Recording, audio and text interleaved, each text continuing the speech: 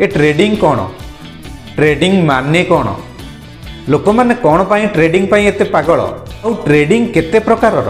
आज वीडियो रे सब प्रश्नर उत्तर बिल्कुल सहज भाषा रे ए टू जेड एक्सप्लेन करी आपनको जणाइबी। तेणु आज वीडियो बहुत इंटरेस्टिंग हबार अछि। वीडियो को लाइक कर दियंतु आ चैनल रे नुआ थिले सब्सक्राइब कर दियंतु। चलंतु करिया वीडियो रो आरंभ। सर्वप्रथम आमे जानिबा ट्रेडिंग कौन। देखंतु ट्रेडिंग वर्ड रो मीनिंग हैला व्यापार।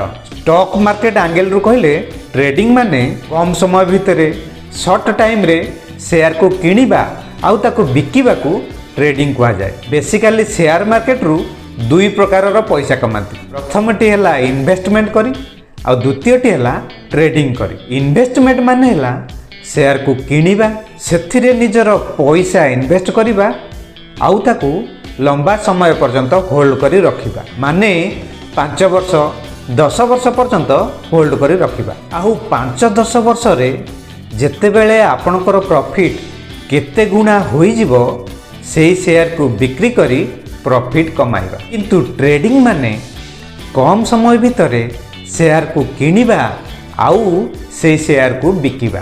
तेणु आमे कहि परिबा ट्रेडिंग रे प्रॉफिट भी कम समय भितरे होइथाय आउ लॉस मध्य कम समय भितरे होइथाय। एबे जानिबा ट्रेडिंग केते प्रकारर। देखंतु टोटल 4 प्रकारर ट्रेडिंग अछि। प्रथमटी हैला स्काल्पिंग ट्रेडिंग। स्काल्पिंग ट्रेडिंग माने किछि सेकेंड ठारू आरंभ करी किछि मिनिट भितरे जो ट्रेडिंग करा जाए ताको कहा जाए स्काल्पिंग ट्रेडिंग। माने किछि सेकेंड बा मिनिट भितरे किछि भी शेयर को किनी से शेयर को बिकिबा को स्काल्पिंग ट्रेडिंग कहा जाए। सेकेंड ट्रेडिंग हैला इंट्राडे ट्रेडिंग। यही इंट्राडे ट्रेडिंग भारत रे भारी पॉपुलर। मैक्सिमम लोक ये इंट्राडे ट्रेडिंग करती। इंट्राडे ट्रेडिंग माने हैला गोटे दिन भितरे करा जाउथिबा ट्रेडिंग। आमे कहि परिबा गोटे दिन भितरे करा जाउथिबा ट्रेडिंग को इंट्राडे ट्रेडिंग कहा जाए। माने इंट्राडे रे कौन से शेयर को किनिले ताकू काली पर्यंत आपण होल्ड करी रखि परिबे नाही। आपण जदी इंट्राडे रे आज शेयर किनिले तो ताहले आज ही आपण को बिकिबा को हेबो। सबुठारु बड़ कथा हैला इंट्राडे ट्रेडिंग रे आपण को मार्जिन रो फैसिलिटी मिली थाए। मार्जिन माने हैला डिस्काउंट। देखंतु फॉर एग्जांपल कौन सी कंपनी रो गोटे शेयर रो प्राइस होची 500 टंका आउ आपण ताकू इंट्राडे रे किनिबे तो ताहा आपण को 1000 टंका रे मिली जिवो। आपण एबे भाबुतिबे 500 टंका रो शेयर 1000 टंका रे किपरि मिलिबो। एहा को ही कहा जाए मार्जिन फैसिलिटी। मार्जिन माने कम दाम रे आपण को शेयर मिलिबा। जदि आपण इंट्राडे रे कौन से शेयर को किनिबे आउ सेही दिन सेही कंपनी रो शेयर 100 टंका भी ऊपर को चली जिवो तो आपण को 500 टंकार फायदा हेबो। माने 5 गुण आपण प्रॉफिट कमाइबे। सेही परि मध्ये आमे कहि परिबा शेयर जदि खसे आपण को मध्ये 5 गुणा लॉस होई पारे। एहा को ही कहा जाए इंट्राडे ट्रेडिंग।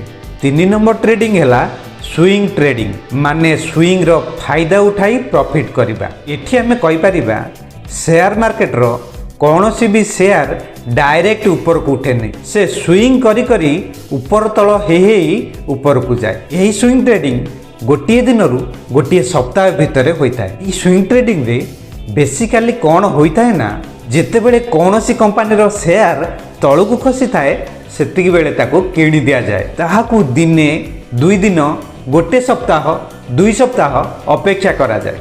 आउ जिते बेले ताहा ऊपर को जाए सेही पोजीशन में ताकू सेल कर दिया जाए। माने स्विंग रो फायदा उठाई प्रॉफिट करिबा। चतुर्थ बा 4 नंबर ट्रेडिंग रो ना हैला पोजिशनल ट्रेडिंग। एई पोजिशनल ट्रेडिंग माने हैला कौन सी भी शेयर को गोटे मासरू आरंभ करी गोटे वर्ष भितरे होल्ड करी रखी ताकू बिकिबा को कहा जाए पोजिशनल ट्रेडिंग। एई पोजिशनल ट्रेडिंग भी स्विंग ट्रेडिंग भलिया होई थाए। माने आज कौन से शेयर को किनिले जहाँ एबे डाउन रे अछि किछि 2 मास 3 मास परे जेते बेले ताहा 10% भी ऊपर को जाए सेते बेले या को बिकि दिया जाए आउ प्रॉफिट कमा जाए। एबे पर्यंत आपण जानिले ट्रेडिंग कोन आउ ट्रेडिंग केते प्रकार में जानिले।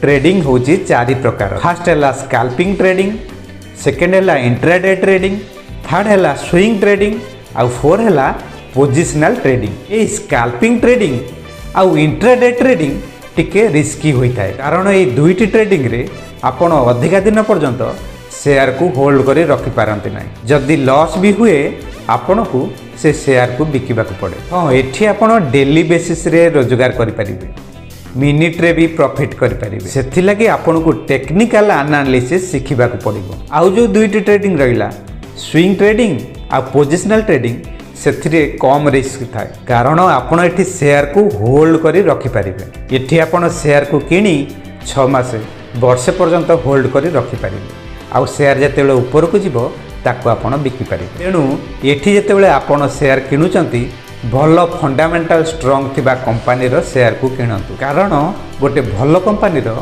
शेयर किछि दिन पई डाउन होई कि थाए किंतु सबु बेले डाउन होई कि न थाए से शेयर निश्चिंत बढ़ी थाए। यह थिला ट्रेडिंग उपरे किछिटा तथ्य आपन को जदि वीडियोटी भल लगी थाए वीडियोटी को लाइक करेंगे एवं यही प्रकार वीडियो चाहूले मते कमेंट करी जणाइबे। रहूची पुणी भेट हवा आउ नुआ वीडियो रे। थैंक यू नमस्कार।